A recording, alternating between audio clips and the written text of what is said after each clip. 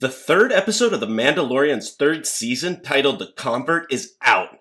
Here we get a whole new story, seemingly unrelated to The Mandalorian, revolving around Dr. Pershing, Moff Gideon's chief cloning scientist. But what does that have to do with The Mandalorian? Will we get even more backstory to the clone saga and Boba Fett even? Pershing is uneasy in making new friends, but one person befriends him. What is Elia Kane hiding?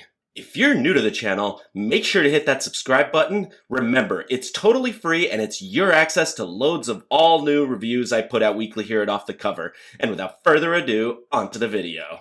The Mandalorian took a decidedly wide detour in the third episode, all the way to Coruscant. This seems to be a pattern with Disney's approach to not only Star Wars, but also Marvel. Use an existing popular franchise to introduce newer and often more inferior characters. It follows Jay Bauman's now infamous video of "Don't ask questions, just consume product, and get excited for next product." It's truly sad it's come to this. The Mandalorian being a conduit for introducing inferior characters. But I digress. Prior to his move, Moff Gideon's cloning expert Dr. Pershing spent time at the Reintegration Institute, a place where former Imperials seemingly undergo rehabilitation. I wonder if Disney is trying to appeal to the Chinese market here, since they do know a thing or two about reintegration institutes for the Uyghurs. As part of his continuation in the program, Pershing has to do whatever job the New Republic assigns to him. Additionally, he has to regularly see a droid for check-ins, resembling parole, but they come off as creepy autocratic witch hunts. Disney isn't really portraying the New Republic in a positive light here, are they? In the time of The Mandalorian, the New Republic is still in its early years, and they're ironing out the kinks. The government is allegedly modeled on the old Galactic Republic, with the re-established Senate electing Mon Mothma as its first chancellor. Throughout Star Wars lore, Coruscant served as the capital for both the Galactic Republic and the Empire, but it is not the capital of the New Republic. As we saw in previous episodes of The Mandalorian, the New Republic simply has facilities on Coruscant. However, as some of the books explain, the New Republic chose to have a rotating capital. Seems extremely inefficient for an advanced civilization encompassing countless species and cultures to do, but whatever.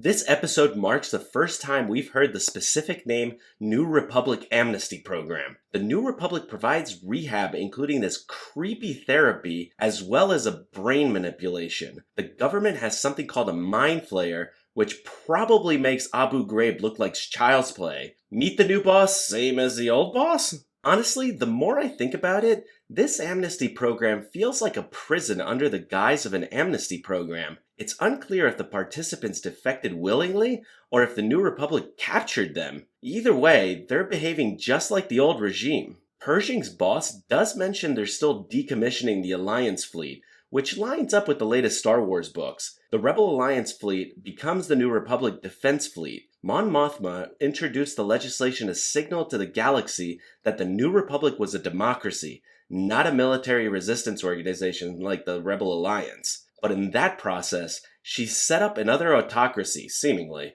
This happened in the wake of the Galactic Concordance, which spelled out the Empire's surrender and gave conditional pardons to all non-combat members of the Empire. The show doesn't necessarily have to follow the books, but this could mean that the New Republic is treating Pershing and Elia Kane as war criminals. And speaking of Elia Kane, the episode does lull the viewer into a false sense of trust with her. She starts off as the slightly rebellious girl in the group, but as we see at the end of the episode, she sets up Pershing to take the fall for stealing medical equipment from an old Imperial cruiser. My inkling is that she's playing both sides here and has her own ulterior motives.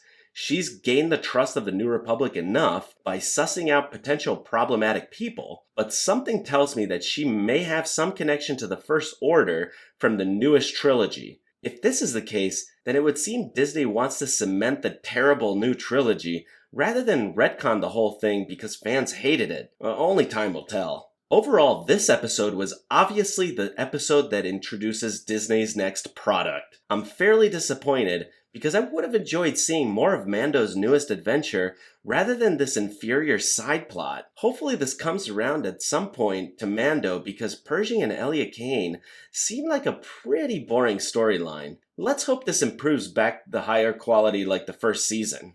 If you like this video, hit that like button and subscribe for more great content.